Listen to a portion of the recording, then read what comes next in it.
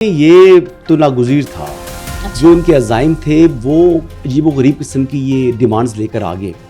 جو ڈیمانڈز عوامی تھیں وہ تو حکومت نے پہلے ہی تسلیم کر لی تھی, جس میں سے تقریباً 83 بلین انہوں نے کہا تھا کہ گورنمنٹ کی اپنی جو کمائی ہوگی اور باقی فیڈرل گورنمنٹ ان کو یعنی سپورٹ دے گی.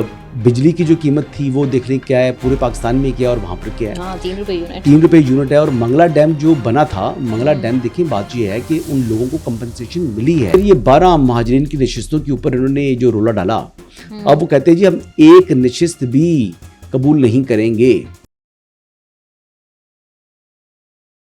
السلام علیکم ویورز, آپ دیکھ رہے ہیں آزاد سیاست, میں ہوں نوشین طارق. ویورز, اس وقت جو سب سے ہاٹ ایشو ہے وہ آزاد کشمیر میں جو ہے وہ عوامی ایکشن کمیٹی کا احتجاج اور اس کے بعد پیدا ہونے والی جو صورتحال ہے وہ ہے.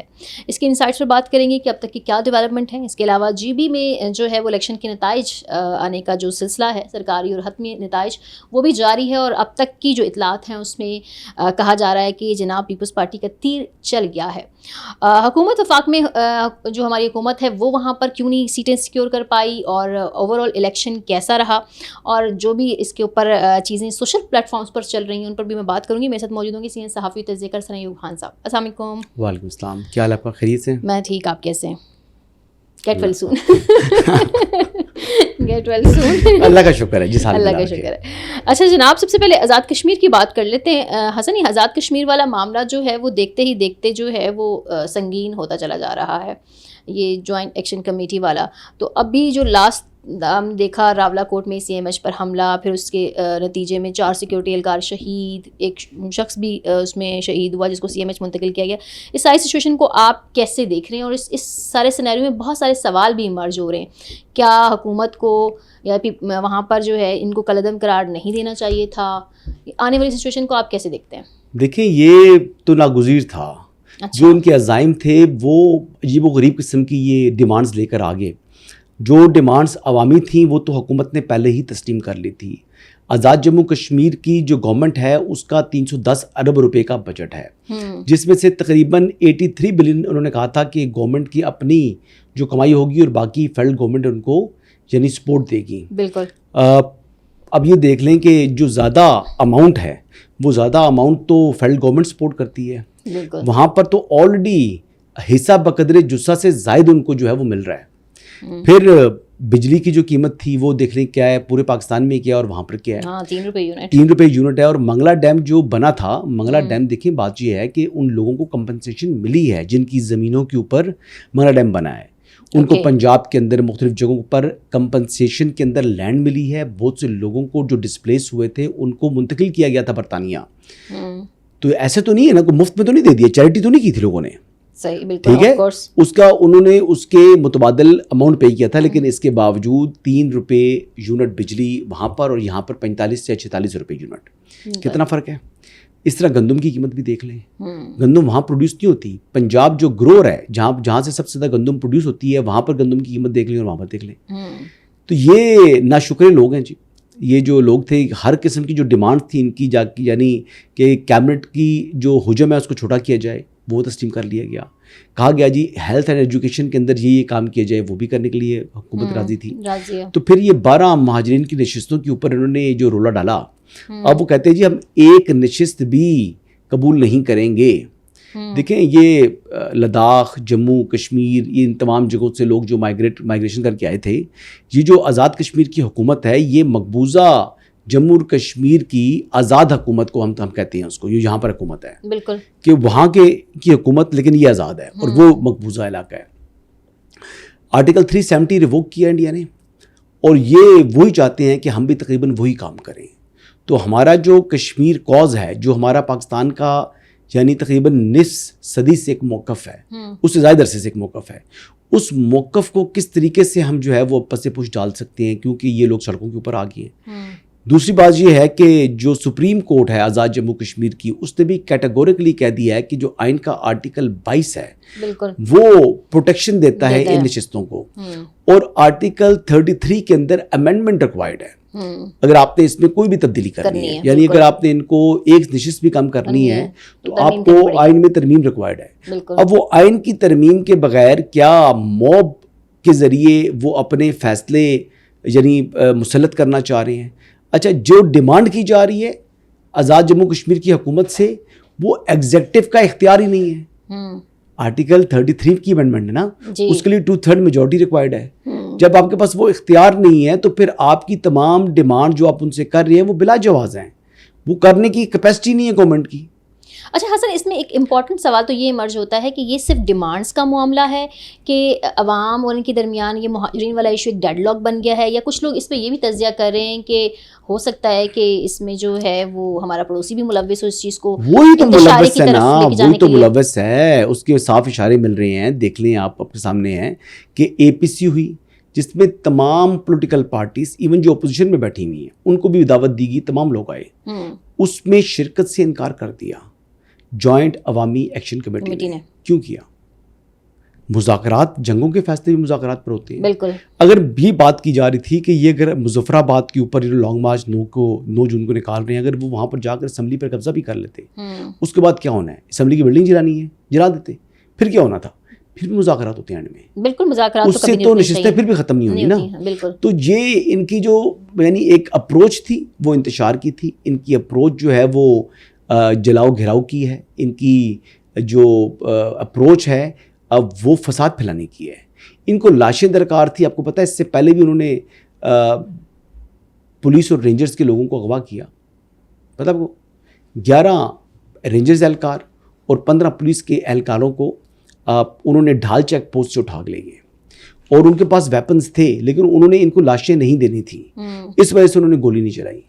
اب جب وہاں سے ان کو لے گئے تو پھر ان سے رابطے ہوئے کہ آپ ان لوگوں کو چھوڑیں, تو وہ انہوں نے آگے سے جناب پرولونگ کرنے کی کوشش کی. پھر رات کو 2:30 بجے کا ٹائم, پھر سیکورٹی فورسز نے آپریشن کر کے ان کی طبیعت ہری بری کر کے ان کو چھڑوایا, اور پھر تمام الحمدللہ تمام وہ رینجرز اور پولیس اہلکار اپنے گھروں کو لوٹ چکے ہیں. تو یہ سچویشن ہے جی. اب آپ یہ دیکھیں کہ CMH کے اوپر حملہ آور ہوتے ہیں, اس کے بعد بالکل CMH کے وہاں پر جناب انہوں نے حملہ کر کے تو 2 پولیس اہلکار اور 1 لیویز کا اہلکار شہید کر دیا. تو اس طریقے سے مطلب آپ انتشار پھیلا رہے ہیں. اور پھر رات گئے, پھر تھوڑا سا آپریشن کیا کلیئرنس کے لیے, اور کلیئرنس کے آپریشن کے نتیجے میں اب اس وقت راولا کوٹ جو ہے وہ مکمل طور پر جو ہے وہ کلیئر ہو چکا ہے. روڈز کھل چکی ہیں, شاپس اوپن ہیں, لائف ریسٹور ہو چکی ہے. اور جو کل انہوں نے احتجاج کرنا ہے 9 جون کو, بیسیکلی تو ان کا احتجاج تھا نا. جو اچھا AGK میں جو اب جولائی میں الیکشن ہے, اس پر اس کے کیا اثرات آپ دیکھتے ہیں؟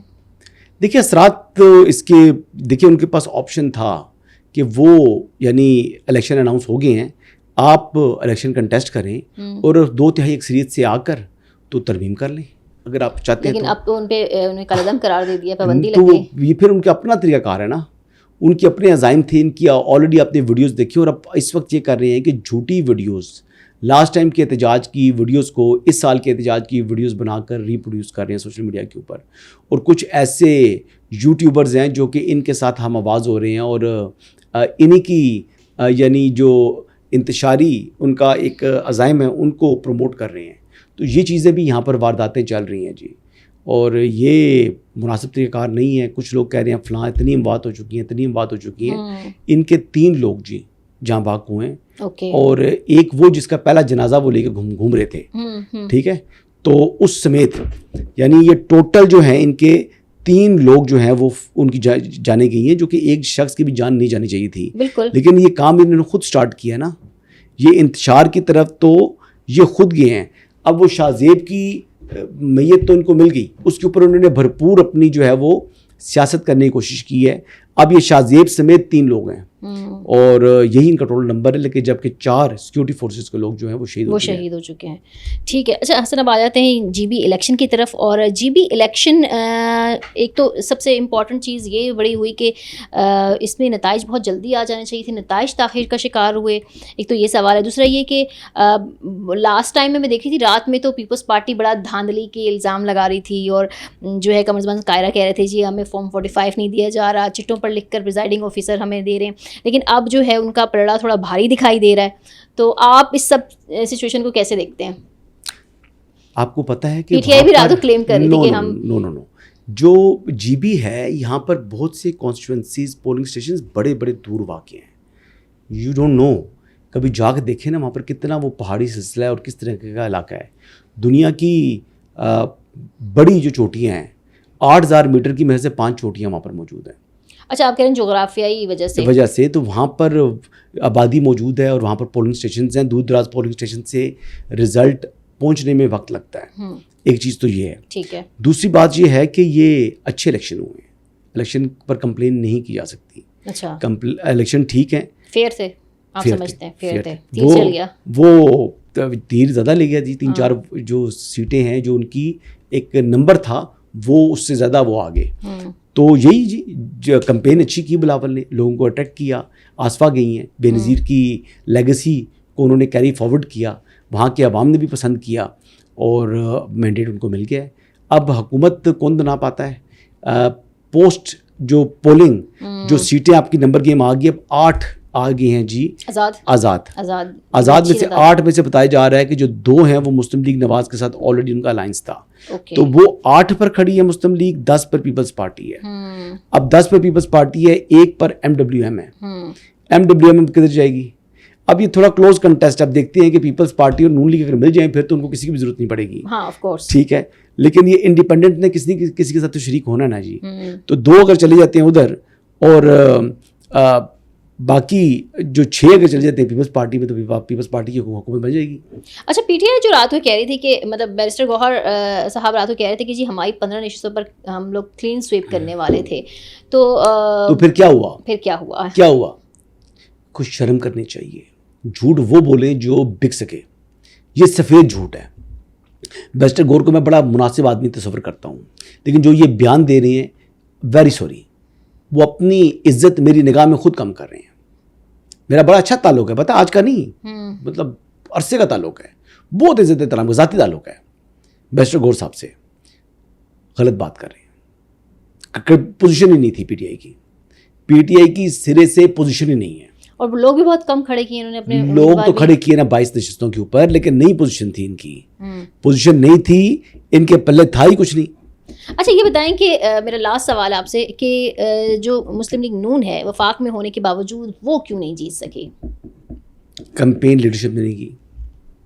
نواز شریف صاحب ایک دن کے لیے گئے ہیں, خیر انہوں نے پھر بھی اچھا مطلب لوگوں کے ساتھ بڑا اثر ڈالا کہ یہ مجھے قبول نہیں ہے, لوڈ شیڈنگ فلاں باتیں, لیکن اس طریقے کی کمپین نہیں کر سکی, ایگریسو کمپین نہیں کی انہوں نے.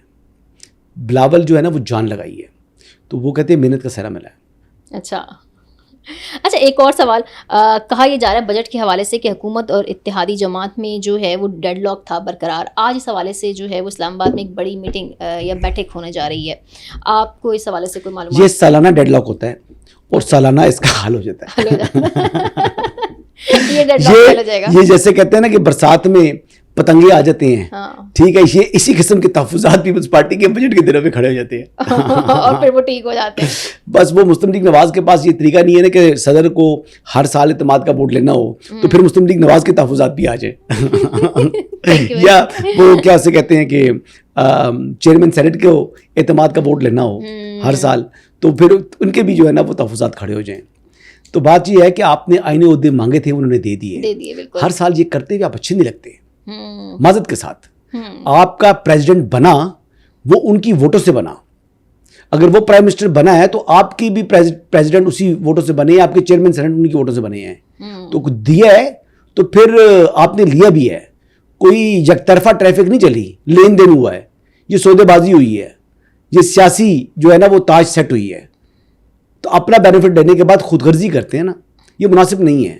یہ سالانہ ان کے جو ہے نا یہ تحفظات آ جاتے ہیں, یہ سالانہ تحفظات پھر سالانہ طور پر جو ہے نا وہ دور بھی ہو جاتے ہیں. Thank you very much.